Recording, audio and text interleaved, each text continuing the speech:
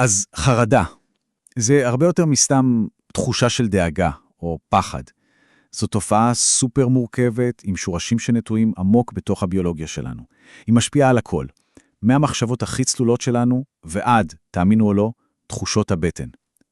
כאן נגלה משהו די מדהים, שהתשובה להרפול המוחי הזה שרבים חווים יכולה להתחיל בכלל במקום אחר לגמרי. למשל, במערכת העיכול. בקיצור, חרדה היא שיחה בלתי פוסקת בין הגוף לנפש. מכירים את זה? הרגע המתסכל הזה, כשצריך להיות הכי חדים, ובום, בלאק-אוט. המילים פשוט נעלמות. התחושה הזאת, שקוראים לה הרפול מוחי, היא לא סתם בראש שלנו. הציטוט הזה בעצם מסביר בדיוק איך חרדה פוגעת באופן פיזי ביכולות הכי בסיסיות שלנו. לזכור, ללמוד, להתרכז, לקבל החלטות. והשאלה המתבקשת היא, למה? למה זה מרגיש כאילו המוח שלנו, הכלי הכי חזק שלנו, פשוט בוגד בנו ברגעים הכי קריטיים? כאילו מישהו מושך את התקע בדיוק שצריך אותו הכי הרבה. אז זהו, שזו לא תקלה. ממש לא. תכף נראה שיש היגיון ביולוגי, היגיון מדהים, מאחורי כל הכאוס הזה. כדי להבין מה באמת קורה שם, אנחנו חייבים להרים את מכסה המנוע. המסע שלנו אמנם מתחיל בראש, אבל הולך לקחת אותנו למקומות שלא תאמינו. הקשרים שאנחנו הולכים לחשוף בין המחשבות, ההורמונים, ואפילו, תקשיבו טוב, החיידקים שחיים בתוכנו, זה פשוט ישנה את כל מה שחשבתם על חרדה. ורק רגע לפני שאנחנו צוללים פנימה, בואו נבין את סדר הגודל. 1 מכל 5 אנשים מתמודד עם הפרעת חרדה. תחשבו על זה. זה המון. זה אומר שבכל משפחה, בכל מקום עבודה, יש מישהו שחי עם זה. זאת לא בעיה של קבוצה קטנה, זו המציאות של כולנו. אז מה זה בעצם הרפול מוחי ביום-יום? ובכן, זה לקרוא את אותו עמוד בספר 3 פעמים ועדיין לא להבין כלום. זה לשכוח פתאום פגישה חשובה שהייתה רשומה ביומן. זה לאבד את חוט המחשבה באמצע משפט. והנקודה החשובה היא שזה לא סימן לחולשה, אלה תסמינים פיזיולוגיים אמיתיים של מוח שנמצא תחת מתקפה כימית. אוקיי, אז בואו נתחיל לצלול למכניקה. תחשבו על זה ככה, בגוף שלנו מותקנת מערכת הזעקה סופר משוכללת. התפקיד שלה הוא, פשוטו כמשמע, להציל לנו את החיים.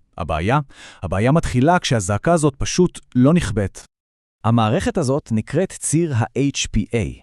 זה מין חדר המבצעים של הגוף לתגובת לחץ.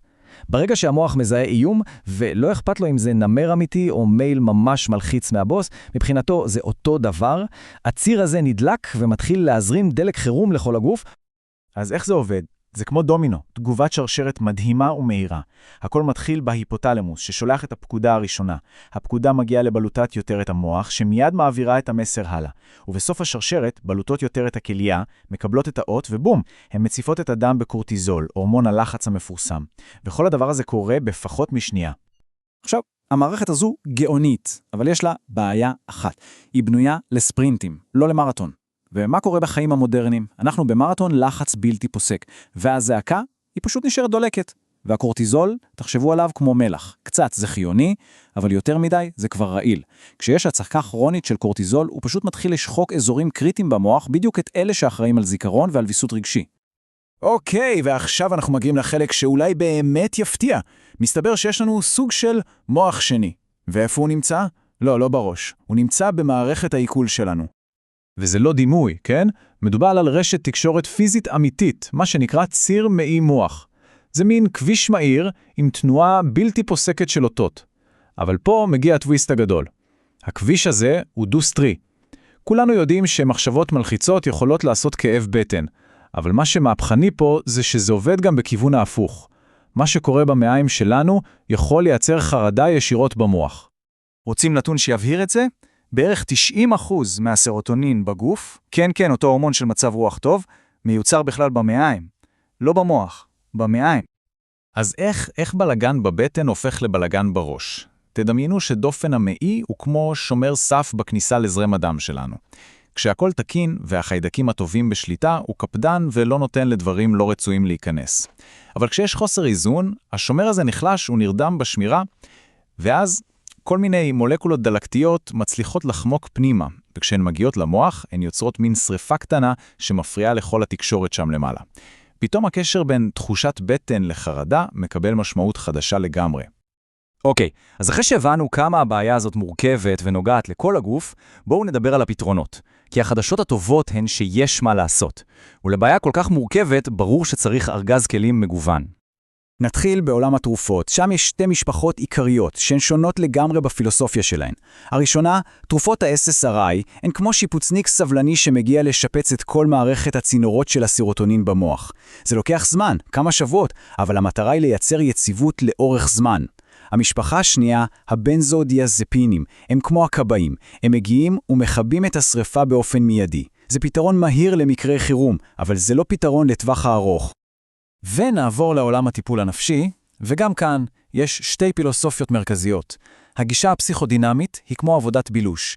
היא חוזרת אחורה בזמן, לעבר, ומנסה להבין למה החרדה התחילה. המטרה היא תובנה. הגישה הסומטית לעומת זאת אומרת, רגע, בואו נתמקד במה שקורה עכשיו בגוף.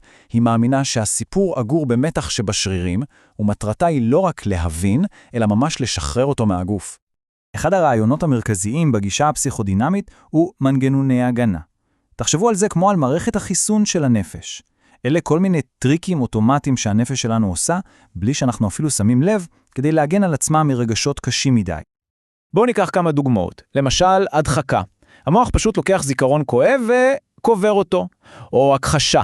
זה להגיד, אני בכלל לא לחוץ, בזמן שהרגל קופצת בלי שליטה. והשלכה, שזה טריק למתקדמים, במקום להרגיש את הקינה שלי, אני מסוכנע שהחבר שלי הוא זה שמקנה בי.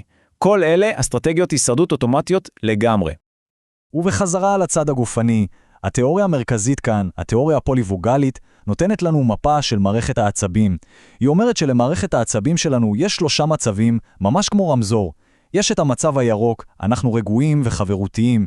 יש את הצהוב, זה מצב ההילחם או ברח. ויש את האדום, מצב של קיפאון, של קריסה.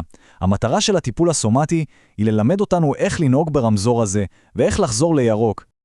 והכלים לעשות את זה הם לפעמים פשוטים באופן מפתיע, אבל סופר עוצמתיים. זה יכול להיות תרגילי נשימה, שזה כמו לשלוח הודעת הרגעה ישירה למערכת העצבים. זה יכול להיות סריקת גוף, שזה פשוט לעצום עיניים ולשים לב איפה בגוף מסתתר המתח.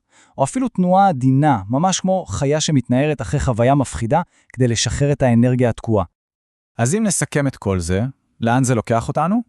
למסקנה אחת, מאוד ברורה. אי אפשר להפריד. חרדה היא לא בעיה של הראש או בעיה של הגוף. היא תופעה של גוף נפש, והדרך להתמודד איתה חייבת לכלול את שניהם. וזה אולי המסר הכי חשוב כאן.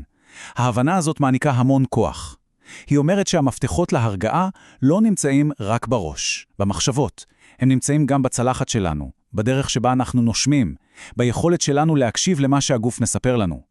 ברגע שמבינים שחרדה היא בעצם שיחה בין כל המערכות האלה, פתאום יש לנו הרבה יותר דרכים להצטרף לשיחה ולהשפיע עליה. וכל זה משאיר אותנו עם שאלה אחת גדולה למחשבה. ככל שהמדע מראה לנו כמה הגבול הזה בין גוף ונפש הוא מלאכותי, אולי הגיע הזמן לשנות את השפה? אולי צריך להפסיק לדבר על בריאות נפשית ובריאות גופנית, ולהתחיל לדבר פשוט על בריאות? אולי בריאות היא לא מצב ספציפי במוח, אלא פשוט האיזון ההרמוני בין כל המערכות המדהימות שמרכיבות אותנו. תודה רבה.